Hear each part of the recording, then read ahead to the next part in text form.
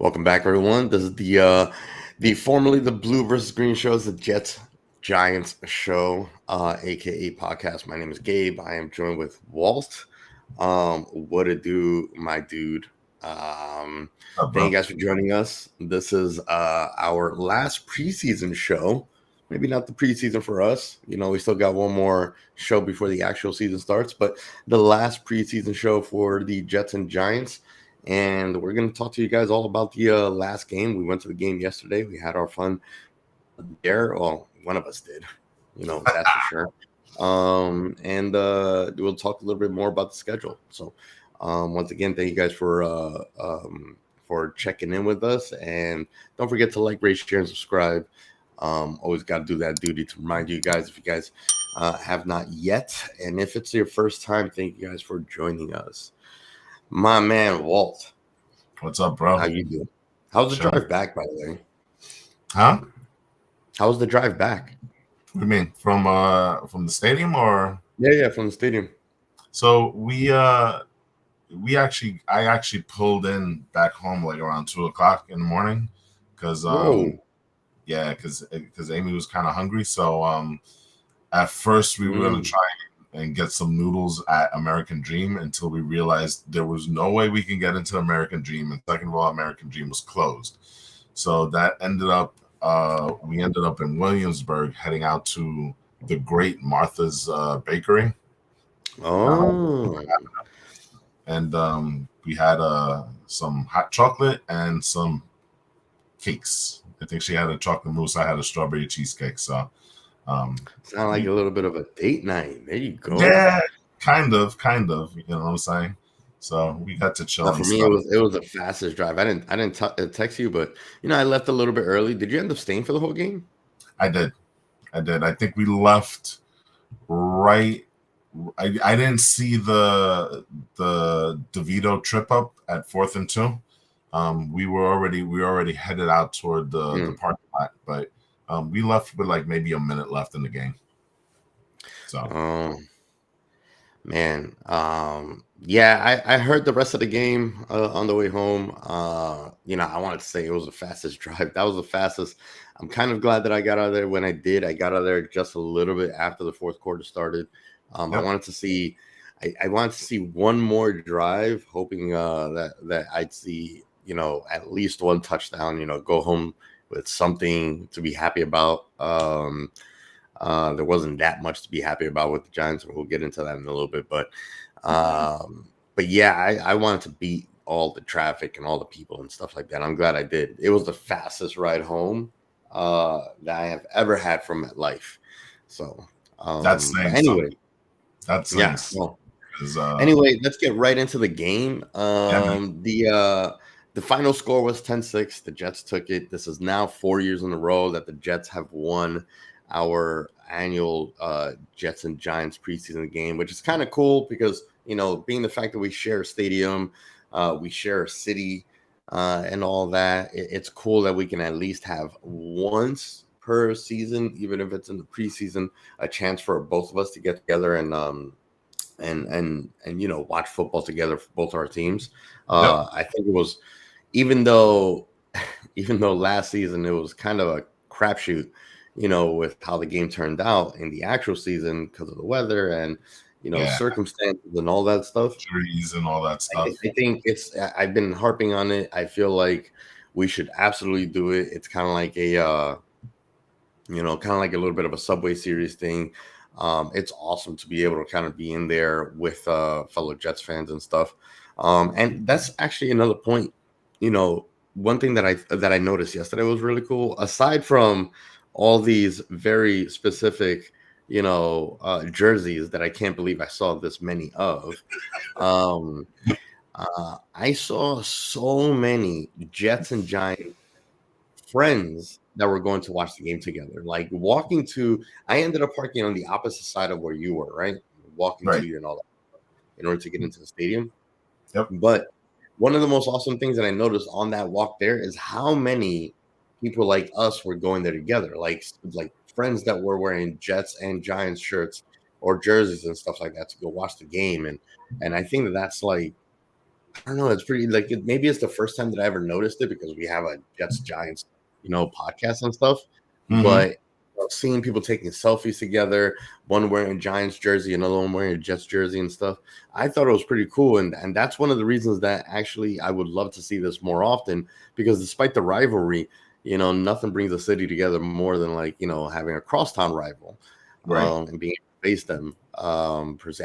It's fun because I don't think that Yankees and Mets or Rangers, definitely not Rangers and Islanders.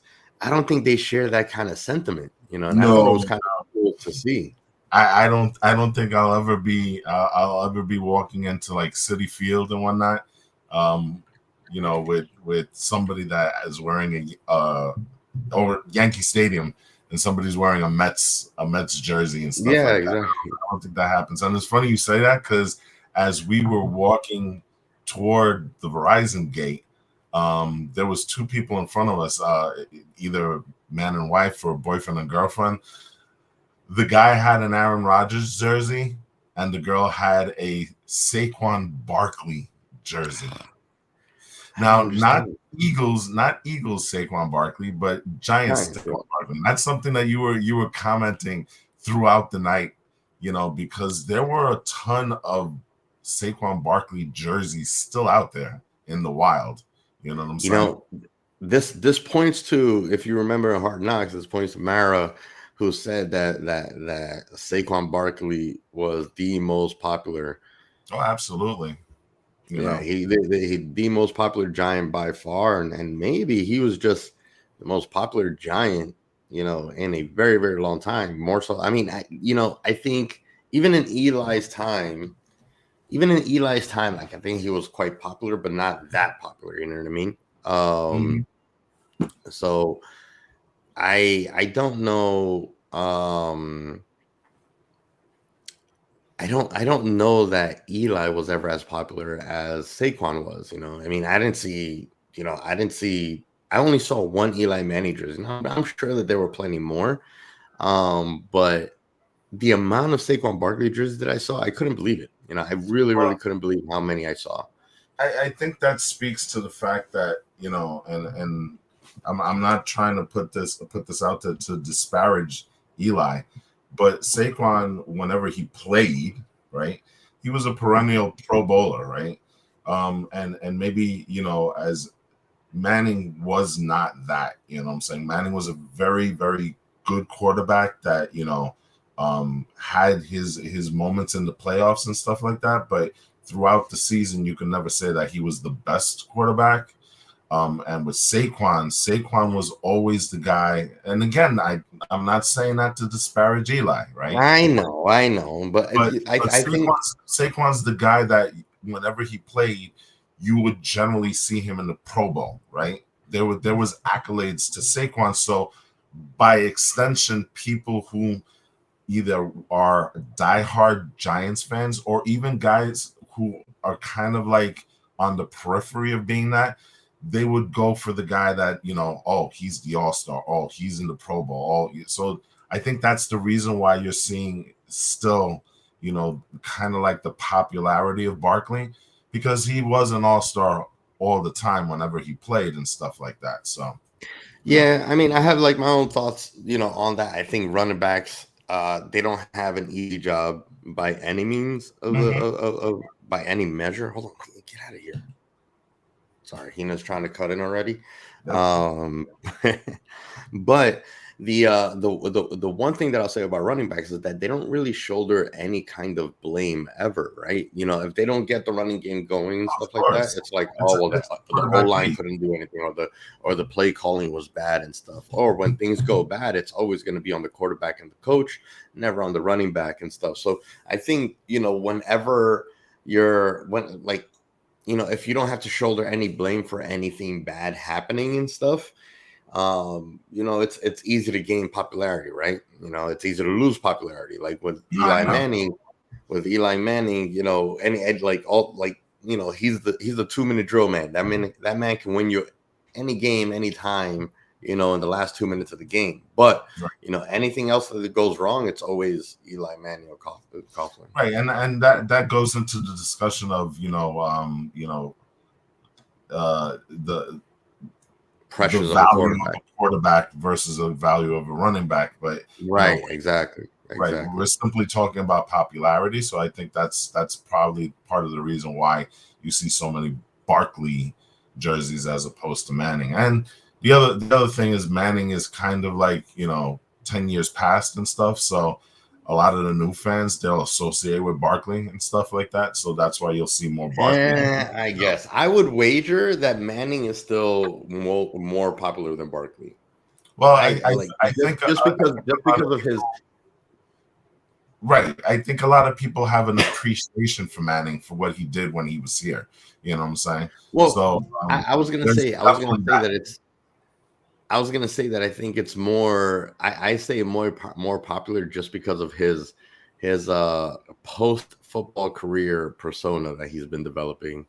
I feel like his personality is coming out more. Some of the jokes, some of the I saw clips yesterday again of when Eli Manning went undercover at Penn State, and that was hilarious to me at the time, and it was hilarious to see it, in there too. Like there was the one little clip of him at Penn State undercover, the coaches not knowing, and I forgot. I don't know if it was like the head coach of the team or someone at Penn State that like got caught on the mic saying, "Hey man, I think I see something in that Chad Powers guy. I think I see something. It's just funny to see that. So, plus, like, the funniest thing in the world has to be, the ongoing rivalry between Eli Manning and Tom Brady, again post career, where it's just Eli Manning forever trolling Tom Brady. It's the greatest thing ever. So yeah, I love it. So I'm all here for it. yeah. I hope that Eli continues being more popular. I'm pretty sure he will. I'm pretty sure he's gonna get even better at what he does and stuff like that. Aside from the jerseys that we saw yesterday, we went and saw the game, of course. Yep. And man, like that game, that game was kind of boring. I'm not gonna lie. I mean, it was, but we kind of expected it to be boring because it was our for the most part, our second and third stringers and even fourth stringers going into playing the game and stuff. Tommy DeVito played the entire game. You had Martinez play the first half and Paisley throw in the second half, and it was a bit of an interesting game, so to speak. I mean, I wouldn't say, maybe interesting is not the right word, but it felt like we were watching very, very amateur level performances all around. So, what did you think of the game in general? Well, listen, game started off rough, with a fumble on the first play. Yeah. Here's what I'm gonna say, just in general about the game. When the fans make an effort to do the wave for 10 minutes in the third quarter, that kind of tells you everything about the level of engagement with the fans to this game. I gotta be honest, I don't think I've seen a wave in a sporting event for the last maybe 5 to 10 years. So seeing the wave, and not only seeing the wave, but seeing it happen for 10 minutes, and not only that, for the wave to actually make the Jets social media page, that kind of tells you the type of game that we were watching and stuff like that. I mean, it was a lot of defensive play, it was a lot of, like you said, second, third, and fourth guys. I mean, we were literally just there saying, "Oh well, that guy just had a fumble. Let's cross him off the depth chart." Yeah, we were doing our own little Murder Monday crossouts and stuff. Of course, this is the last game. Both teams had 90 men on the roster. There's the last game before they do their cuts. I listened to the post-game press conference. Dable said that, there's probably going to be cuts starting today, actually. But but he didn't, very specifically didn't want to go into it. He wanted to like give them the respect of some time. People were asking like, hey, like, is there anyone, have you made any decisions? And he didn't want to say if he did or he didn't. He did say that like, there may be some cuts happening, starting today to kind of probably alleviate the load and stuff and make it a little bit easier over the next 3 days for them. But I think they were asking specifically about Tommy DeVito, and it might have been perceived a little bit kind of like, oh, does he not want to talk about it because he's cutting Tommy DeVito? I don't think that's the case. I think he just wanted to kind of give the players the respect and not talk about it, regardless of what position it was and stuff. But speaking of Tommy DeVito had a rough game yesterday. He had a rough game. He had a not, rough not game. all his fault. Not all his fault, to be honest. I mean, I think there was there's when you get sacked 8 times, some of those sacks are going to be your fault. You know what I mean? But I think again, circumstances and context is important. When you've already been sacked 2, 3, 4 times and stuff like that, you start kind of seeing the game a little bit different. I spoke a little bit about this, that we started seeing already some of the habits that we were seeing in the last season with Jones and oh my God, I almost called him Zach Wilson and Tommy DeVito. Where once you start, getting hit within, even pressure or hit or sack within 2 seconds, you start kind of adjusting to that. That becomes your time frame, and you start thinking you got to get rid of the ball within 1.5 seconds. And there was one play that we saw where, he has a wide open receiver, but he basically got rid of the ball in that 2 seconds, only because without really having a lot of pressure in his face, but only because in his mind, that's his time frame. In his mind, he's like, if I don't find my receiver within that 2 seconds, get rid of the ball because pressure is going to come. And that's sort of what was happening a lot last season with Daniel Jones, a lot with Tommy DeVito, where they started kind of adjusting, and it's almost like being shell shocked from war, where it's all of a sudden you just think it's about to happen, and you just got to go. You just got to either, run for it or throw it to the sidelines, because you don't have trust in your pocket. You don't have trust in your O-line. You don't believe that it's there, and you don't believe you have the protection.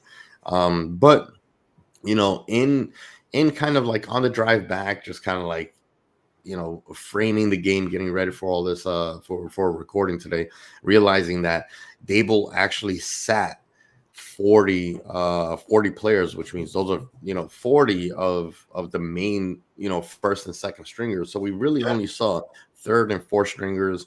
We couldn't really have expected anything more. We did see Evan Neal, JMS, who both unfortunately came out of the game with injuries yesterday, but it seems like very, very minor injuries. They were both of them were ankle injuries. Right. But they were both like on the sideline, no ice packs, nothing wrapped, nobody attending to their ankles or anything like that. So I think it was more like, hey, I felt a little something, and Dave was like, all right, well, time to take you out, just preventative more than anything, right? So we won't know exactly until tomorrow, until Monday, when this episode will release. After they get MRIs and stuff like that. I would imagine that we probably wouldn't really know until Tuesday, to be honest. But if you listen to the press conference, JMS was speaking about it, and he was like, yeah, you know what, I don't think this is going to impact week 1 at all. So there's positive news on that note. And with Evan Neal, he was, according to him, and so again, take that with a grain of salt. He said the reason that he was taken out was not really because of the ankle. It's because he was on a pitch count.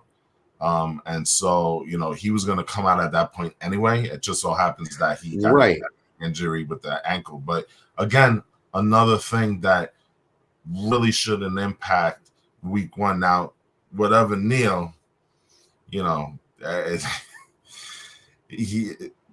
there's a question of whether he's even going to be here week 1 at this point, because I think the fans, to be quite honest, are done with Evan Neal, to be quite honest. If you look at social media, people are just ragging on this guy, maybe rightfully so, maybe not, but at the same time, he didn't do himself any justice with this game. And and speaking about Tommy DeVito, right? You were right about that whole. He's kind of like, to quote Sam Darnold, which you guys are going to see on week 1. He was kind of seeing ghosts out there, right? Because that pass rush, part of it was the fact that some of those pass rushers that the Jets have, they have a lot of depth in that unit. But a lot of it also has to do with that offensive line, the depth of the Giants that aren't, as good as they should be. And we were speaking about that during the game that, if you look at the Giants, their starting 5, they're pretty good. But once you get into 6, 7, 8, 9, and 10, that's where the deficiencies of that roster really kind of exposes itself. Yeah, I mean, again, my only real solace is, one, the fact that we didn't really see second stringers. It was mostly third stringers Right. that we saw yesterday. And my hope is that our second unit, our backup unit, is good enough and healthy enough to not have to use a whole third unit. And then the other thing is that, like, if you are using a third or even fourth stringer to replace,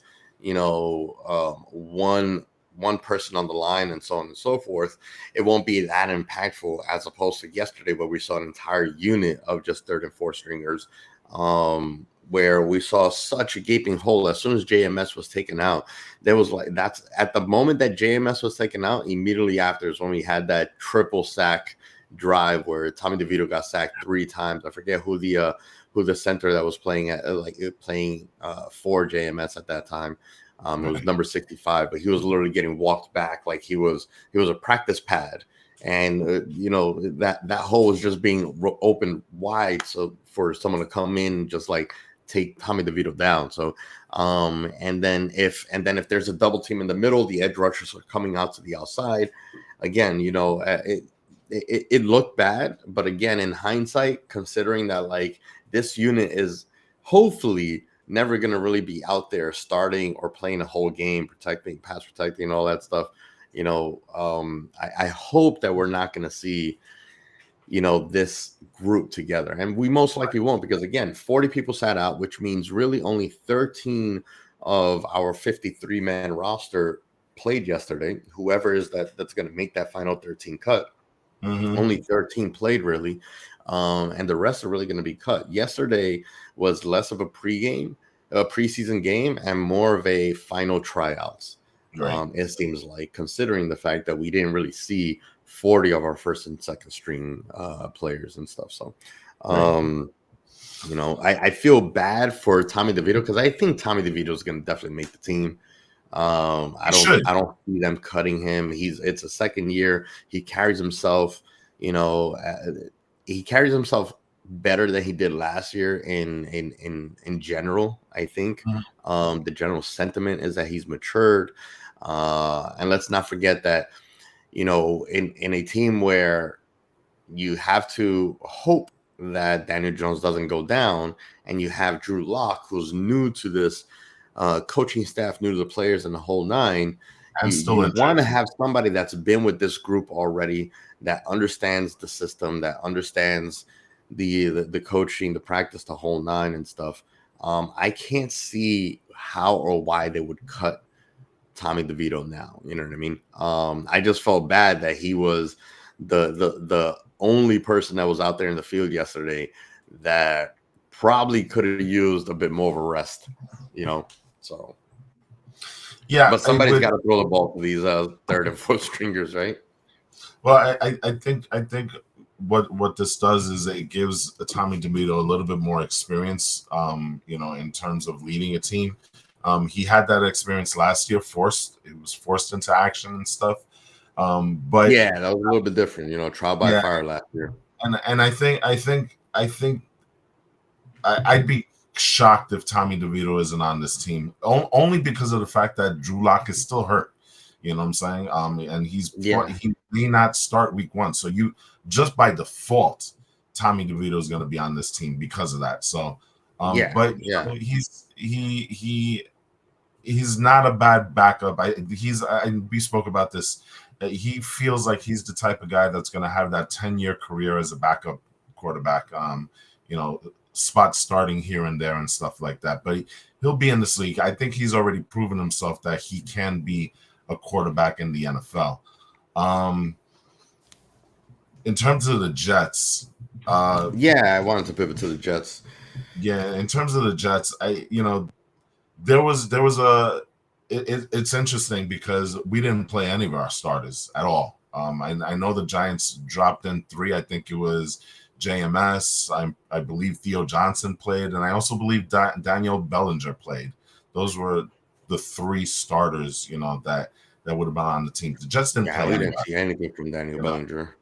Yeah, the Jets didn't play anybody. So a lot of this was, a last look for Robert Saleh and his group to see who's going to be there, because we've got a number of guys that are considered to be on the bubble and stuff.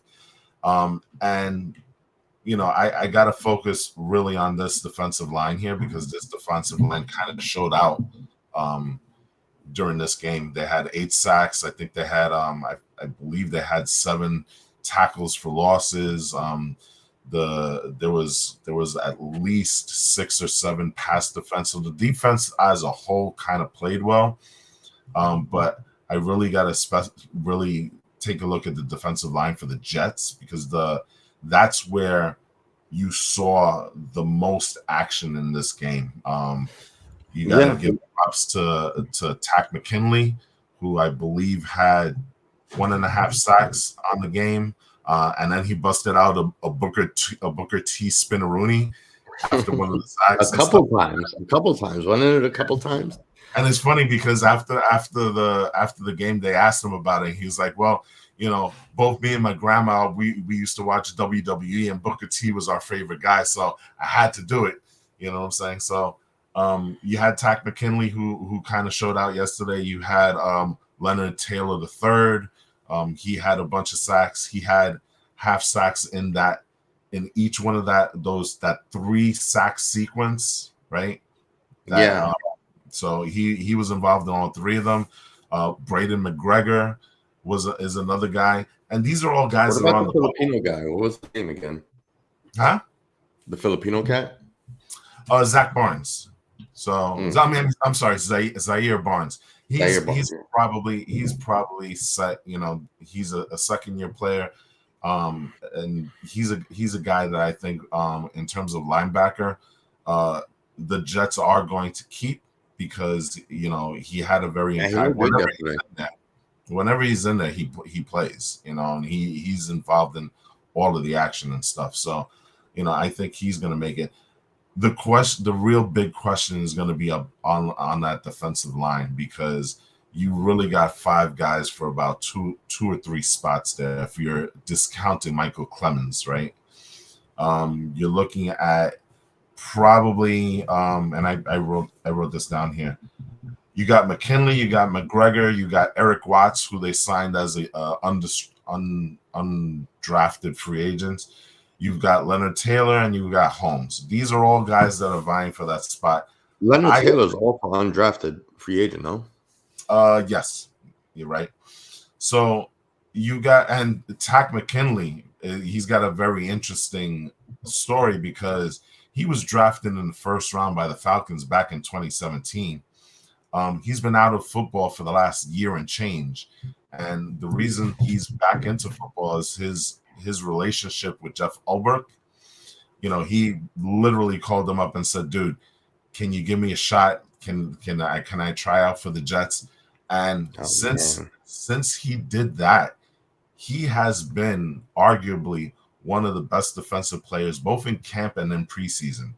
So I find it hard for me not seeing Tack McKinley on the active roster here.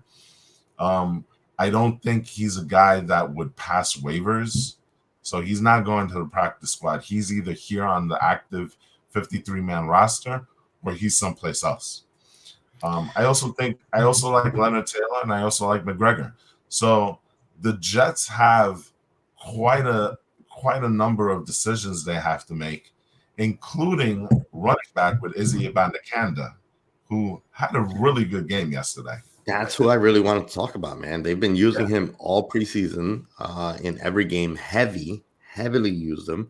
Yeah, They did take him out. Uh, third quarter, I think.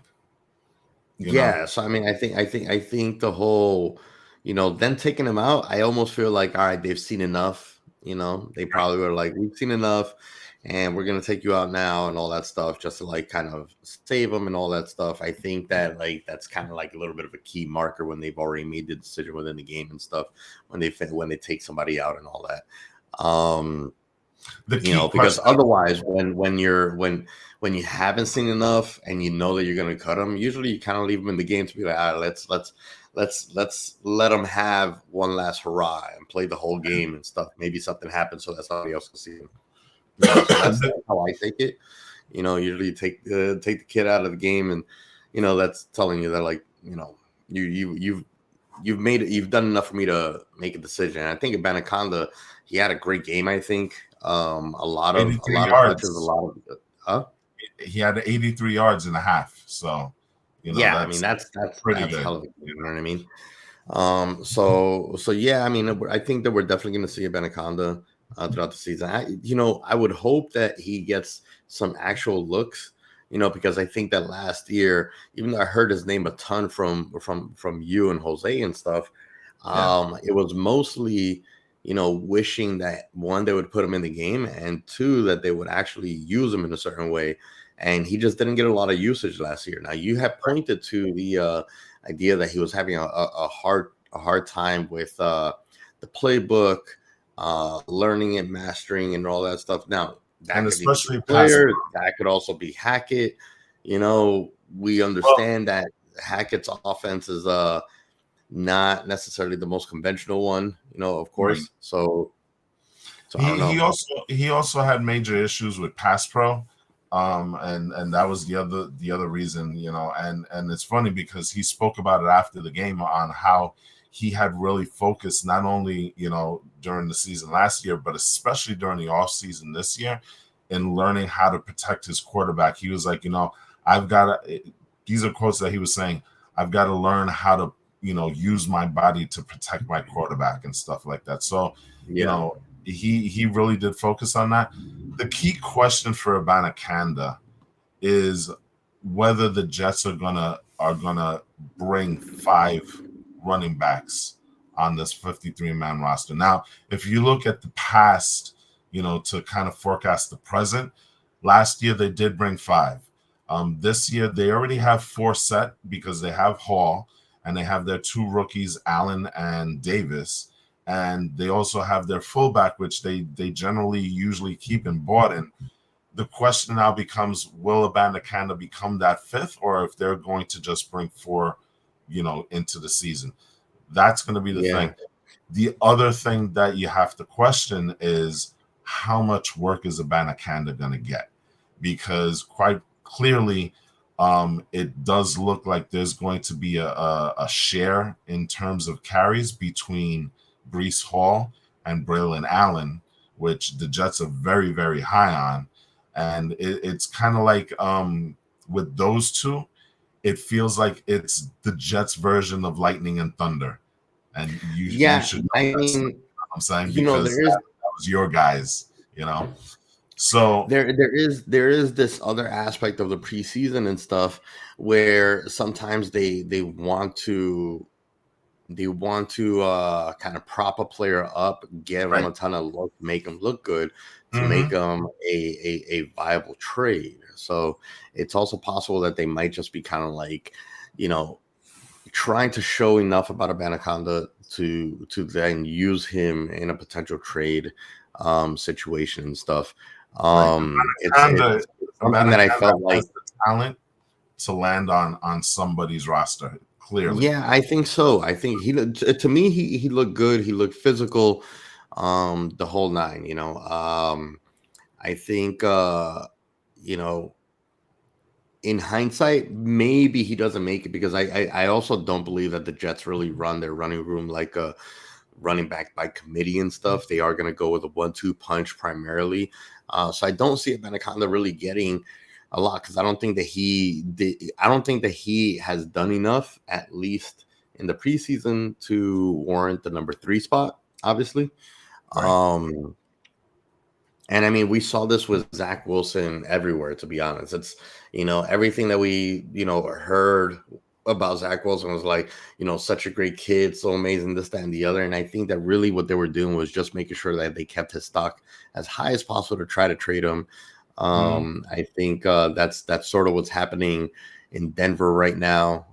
He's starting. Bo Nix got the starting job, but they can't stop saying amazing things about Zach Wilson and stuff. And I think it's probably more like, let's keep his stock as high as we possibly can, to see if he becomes trade fodder. And I think that that's probably, something that we're seeing out of some of the play time from some of the players in our locker rooms. I mean, who knows? Maybe this is something that the Giants were doing with Tommy DeVito as well.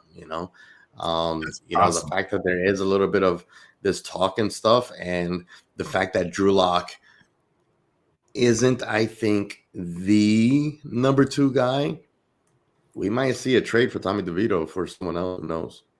Yeah, it's possible, but I really do think that the Jets can't afford to lose Tommy DeVito right now. The Giants. The Giants, yeah, exactly.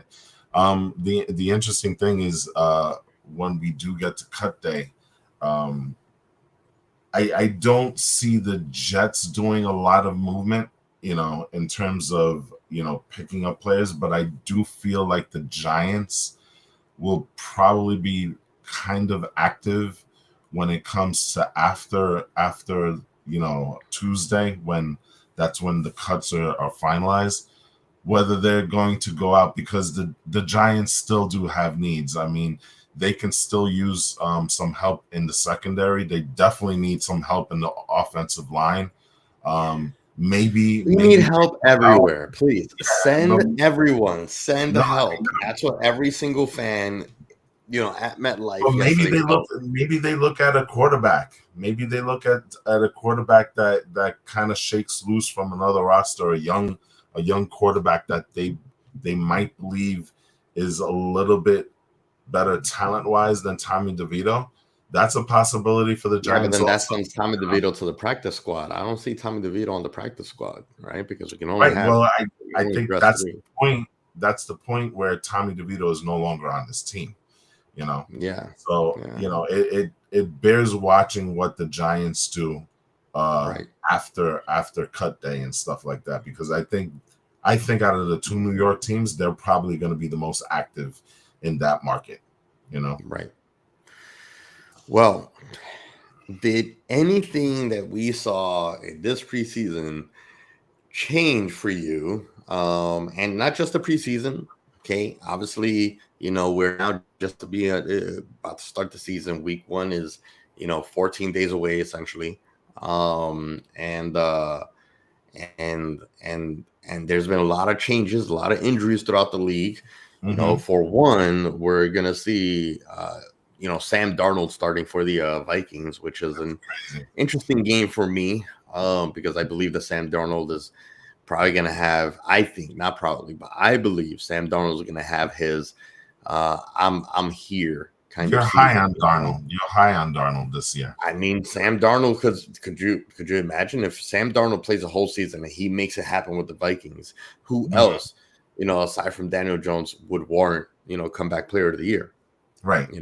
So now at this point, everything that you've seen in the preseason, everything that we've heard about the, like around the league and where we really are now after injuries, after seeing like plays and stuff like that throughout the entire league, has anything changed for you record-wise from our previous predictions? I know that for me, there has been some changes on my predictions and stuff like that, but I want to know what your thoughts are on the upcoming schedule now that we've had a chance to actually see, some football live and changes happening and stuff. So if we're gonna touch on the Giants, when the schedule came out, you had the Giants going 10-7. I had them going 6-11. In terms of record predictions, maybe I give the Giants an extra win here and there. But it really, really is because I happen to think that the starting offense is going to be a little bit better than people give credit for. And I think a part of it has to do with the fact that Malik Neighbors looks like he's ready to be a star in this league. You know, um, the thing about it is that are we going to be able to get the ball to Neighbors? Because interestingly enough, this entire preseason, the Giants did not have one passing touchdown in the 3 games, which is kind of a crazy stat to think about, especially given that uh, Daniel Jones did play a couple of those games. So if the offense gels the way I think it's going to be, and a big if injuries don't rack that offensive line and that team, then I think maybe the Giants can get to like 7 wins. Um, but it's hard for me to say otherwise because you look at that Jet defense, at that Giant defense, especially in the secondary. The front 7 are great. You look at Dexter, you look at Thibodeau, you look at Burns, you look at Bobby, and so those guys are really going to play. The question with the Giants defense is really that secondary, especially with those young players back there. So I'll probably amend my record prediction for the Giants maybe to like 7-10, from 6-11. But again, everything has to be perfect. Everything has to fall perfect for the Giants to get to that point. So So you had them at 10-7 the last time, right? right. So I mean, I have them a little bit more conservative at 9-8, but I actually, back then when we were making our predictions, we're kind of shooting in the wind over here. We have no idea exactly what's happening because we haven't seen anyone, right? Right. We haven't seen anything happen. We haven't seen any games. We haven't seen what they look like. We have no idea, what's going to happen. Now we've actually had a chance to see, and the predictions are a little bit closer to home, a little bit more real this time. I have them 9-8. Just looking at the schedule a little bit more conservatively. There's some wins that I thought that are going to be losses, and I think some losses that I think are going to be wins. I actually think that we're going to start the season. I think that we're going to start the season pretty well because I think that even though like the start of our season is going to be It's rough, isn't as it? bad as last year, I think schedule wise, I also think that we're going to be going into the season a lot more prepared than maybe a lot of the other teams go. Like I said, I know that. Well, like I've said to you, I know that a lot of teams and maybe league wide preseason doesn't really matter, and they're really focusing on the first 4 games or really the preseason. I actually think that Dable has treated the preseason more seriously, not trying to win these preseason games, but trying to get the team ready using the preseason. Mm-hmm. Putting Daniel Jones out for an entire half, the entire first unit out there for an entire half, putting JMS out there, even though he did come out of the game injured, going out there to see some drives because he said, quote, he needs it. He needs it. He needs to be out there. He needs to feel like what it's like to get hit, regardless of like the fact that week 1 is in a couple weeks and stuff. He needs it. I think that Dable really tried his best to kind of get the team prepared using preseason. And again, not looking to win the games, but looking to, fill in certain holes, kind of, you know, get certain looks. Like, for example, putting Daniel Jones out there and like, hey, we're going to throw everything deep, trying different things, taking over the offense and the whole nine. I think that I feel that we're going to come into the season in those first 3-4 games better prepared than the majority of the teams out there. I think that being said, I only have them at 3-1 in the first 4 games. I think that they beat the Vikings because Yeah. Sam Darnold is getting his chance in his chance at the reins of the Vikings and stuff as a starter. But I still think that that we're going to be a little bit better prepared, regardless of Justin Jefferson being the one guy that we really need to focus on and prepare for. Right. We own Washington. Browns, still getting together. We'll see. I think that our defense is going to be able to contain the Browns and all that. And I'm as much as I want to say that we're going to beat the Cowboys, I don't think that we beat the Cowboys at all this season again. So Dak Prescott's on his walk year and stuff. And, as you said yesterday at the game, that, you have a ton of people in Dallas that are looking to show out so that they get the big money contract. Dak Prescott himself being one of them. And we all saw what DJ did in his walk year. But that's the other thing, we're back to 2021. If you think about it, or 2022, sorry, we're back to 2022. DJ has all and none of the pressure at the same time. Nobody's expecting anything out of this team. So anything that we do above 4.5 games, because on a lot of people's eyes, they think that, we're only going to win 4 games. Anything that we do above 4.5 games is overachieving, and Daniel Jones has to prove it again and stuff like that. We're basically back to 2022 where, zero pressure, zero expectation. Well, no, sorry. All the pressure, but zero expectations. And in Daniel Jones, essentially his walk year, because if he doesn't make it happen now, Giants can get out of the contract right at the end of the season. So we'll see what happens. But I think that combination of things happening will give us a pretty good start.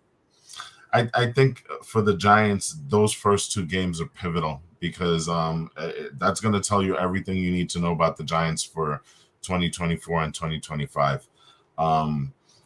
If they come out 0-2, then you can kiss the season goodbye, because I don't think they come back from that. I think at the very, very least they have to split those first 2 games, if not go 2-0. If they can go 2-0, then I give them a better chance of getting to like 6 or 7 wins. If they go 0-2, I mean, I know you said that you're not too crazy about the Browns and stuff like that, but that Browns defense, I can see that Browns defense just scoring enough points to beat the game, to win the game alone, against the Giants and stuff. And the Cowboys are the Cowboys. The Seahawks aren't that bad. So it's really gonna boil down to the first 2 games. You're gonna know what type of Giant team you have within those first 2 games. That's at least my opinion. I feel like it's still gonna be the first 4 games. Nah. Because, like I said, Browns and Cowboys, I can see a world definitely where those are 2 losses for the Giants. I can see that as well. I can see that as well. But if you can get to 2-2 by week 5, then I think you have a decent chance of pulling off a pretty good season comparatively. You know what I'm saying? If you're going in to the Seahawks game 1-3 or 0-4, man, that's going to be tough. That really is going to be tough. I totally I can agree with you, but again, I think that again, we didn't see it yesterday. Okay, I will say that, but once again, I feel confident in the moves that Dable has made in our offensive line, our starting offensive line. As long as we keep them healthy, by the time that we see the Browns and the Cowboys, week 3, week 4, if we stay healthy and we're in our rhythm, I think that our front 5 is going to be able to protect. Get out of here. Protect enough to not have the defense run over us, and then our defense is going to be strong enough in order to give us enough chances. That's the thing. I think that our defense is going to be good enough to give Daniel Jones and our offense enough looks this season. So that's how I'm looking at it. I'm counting on our defense giving us enough time, enough opportunities to make something happen. Do I think Daniel Jones is going to make something happen every time he has the ball? Absolutely not. But if he has the ball enough in the game, something's going to come out of it, All right, So we'll see. So you got him 9-8. So you downgrading them by 1 win, and I've got them around I'm 7. downgrading them by 1 win, but I have more confidence in their season. No, I know. And then I'm actually giving them an extra win at 7-10 from my previous prediction of 6-11. Let's talk Jets. What you had them at 14? Surprisingly, you had them at 14-3, and I had a very conservative 12-5 for the Jets in our previous I've thing. got them now. I've got them now at 11-6. Wow, that is a huge drop. I need to ask why. So, So as high as a lot of people might be, and as high as I was on a healthy Aaron Rodgers and Garrett Wilson, going out there and stuff like that, I still don't necessarily see great synergy in the offense. And I feel like, everybody can say that it's just healthy competition and healthy this and healthy that, competitive people on the field and stuff like that. And that's great. I recognize that as well when we see like Garrett Wilson and Aaron Rodgers, as well as others kind of like getting into it. And of course the media, as well as us, the fans, we blow everything out of proportion, but it's still, it still doesn't scream synergy to me. And I think that the longer it takes for the Jets to come together a little bit synergistically, the harder it's going to be to kind of build momentum, I think. And I think that one of the biggest issues with the Jets has always been like momentum. I still don't have confidence in the Jets' offensive scheme at all. Basically, it's all going to rest on Aaron Rodgers' shoulder. Is he going to be able to execute Hackett's system or not? Was it a fluke when he had him? I don't know. All that stuff remains to be seen. So I think that, like, just like you said, the first 2 games are going to be very telling for the Giants season. I think the first 2 games are going to be very telling for the Jets as well. Thankfully, your season doesn't start that bad. Aside from the 49ers, which have you guys losing. After that, you got the Titans, the Patriots, and the Broncos, and the Vikings. You're gonna see probably the worst put together Patriots team. right. At least, I mean, obviously last year was probably the worst team ever for the Patriots, but they're still not a good team. So that's almost like a gimme win. Then you're gonna see the Broncos, which Bo Nix, yes, that's awesome, but still, like it's the Broncos. I don't know that they got everything together. And then you're gonna see Sam Darnold with the Vikings and stuff. So I have you guys starting the season 1-5 in your first 5 games, but more happenstance versus what I see from the Jets. One win, 1-5. Oh, sorry, 5-1. 5-1. Oh, okay. Sorry, I was about my to bad. say. My bad. I'm My like, bad. what? No. 5-1. So, like I said, Okay. starting the season off well. So if anything, you guys are gonna have the first 5 games of your season. The first 5 games of your season, it's almost like the best possible schedule that you can have to get yourself out of preseason mode and get yourself into pro mode. And I have you guys next loss with the Bills. So if you guys don't get it together within the first 5 games, offensively clicking and all that stuff, that's where I feel like your biggest flaw is going to be synergy in the offense, as well as there's still a big question on whether Robert Saleh can actually be a good head coach or not. I give him the benefit of the doubt because of the situation that he's been thrust upon. How many coaches can win with the team that they had. I don't know that there's that many coaches that could have won or done much better than Saleh has in the last few years with Zach Wilson at the helm and the issues that he dealt with last year. I don't know that there are that many coaches out there. The same way that I don't know how many quarterbacks could have played, with a Giants offense the way that we had last year either. Which is why I give Daniel Jones the benefit of the doubt and stuff. So, But that being said, that's kind of where I'm at with the Jets. So I downgrade them only because I have still less confidence in their offense than maybe a lot of other Jets fans do. I have them at 11-6. Okay. I had him at 12-5. I was pretty conservative. I think I'm going to give him an extra wing and an extra win here and give him 13-4. And the reason I'm doing that is that 49er game doesn't seem as daunting as it was a couple of months ago. They are injured coming into this game, and so I happen to like the way this team is coming together in terms of the Jets. Now, I will say this. I do agree with the fact that the offense might be a little bit off kilter. You know what I'm saying? Only because of the fact that we haven't seen them together in preseason, and that's a big factor here. When we've seen them in camp during practices, they look electric, right? But it's freaking camp. You don't take away anything from camp. Camp is by extension um the place where you get highlight reels, because you know what, nobody's playing in pads, you know what I'm saying, everybody's kind of free, nobody's really tackling and stuff like that. So camp by extension gives you all the highlight stuff, you know what I'm saying. And we haven't seen the Jets play as an offense together in a real game, so I will grant Yeah, you I that. got one question for you. I got one question. Is Mekhi Becton still playing? Mekhi Becton, the last time that I think I heard, he might have been injured. You know what I'm saying?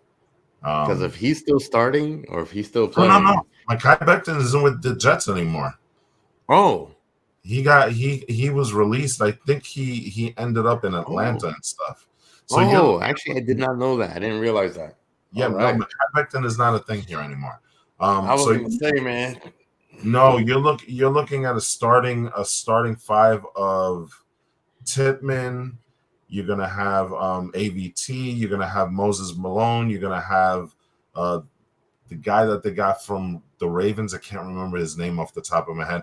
And you're gonna have Tyron Smith. That is a totally revamped offensive line. That is an offensive line that, if again without injuries, could be a top 5 unit in this league. You know what I'm saying? So I have, and we're not even talking about Mike Williams, who still hasn't set foot on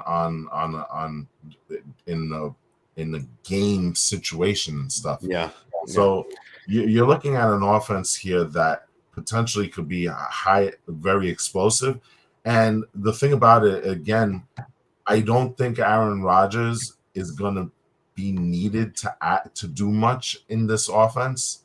Again, I think there's going to be a more of a focus on, you know, running Hall, running Braylon Allen, running Isaiah Davis, and stuff like that.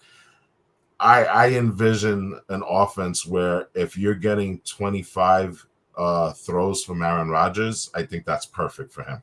You know what I'm saying? Well, we'll see, and of course, there's nothing left to see except for the upcoming season. So Right. I'm excited. We got 2 more weeks for the season to start.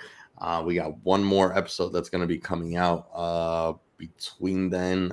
Might be a short one, even if it's just kind of like a Yeah, little I, bit of I think pop it's up going to be more of just episode and us stuff. talking about guys that Um, have been picked up by the two teams and stuff like that next week. Right. Any changes in the next couple of weeks and stuff Right. like that, as far as like, the cuts and, final roster moves and stuff. But I'm excited. I know that you are. I think anybody that's watching and still listening and stuff like that, they're all excited. Once again, we do want to thank you guys for sticking with us all the way to the end. Again, quick reminder, don't forget to like, rate, share, and subscribe. Let all your friends know about us as the season comes up. And we also are going to have our own fantasy football draft. Okay, I'm excited for that. It's been a minute since I've done fantasy football. I've been looking forward to kind of That's jumping right. back in, and it's going to be cool to I do still have to fantasy sign up for football. that, don't I? Yeah, draft day is on Saturday, so you better get your ass ready. So, anyways, I know that you're excited. I'm excited. I can't wait for the season to start and all that. So, Thank you guys for following us and listening to the whole show. Don't forget to like, rate, share, subscribe, and until next time, go Giants and go Jets, Jets. Oh my God, you guys are so corny. Yes. Later, people. Go somewhere and do the wave. No, please. Jets, Jets.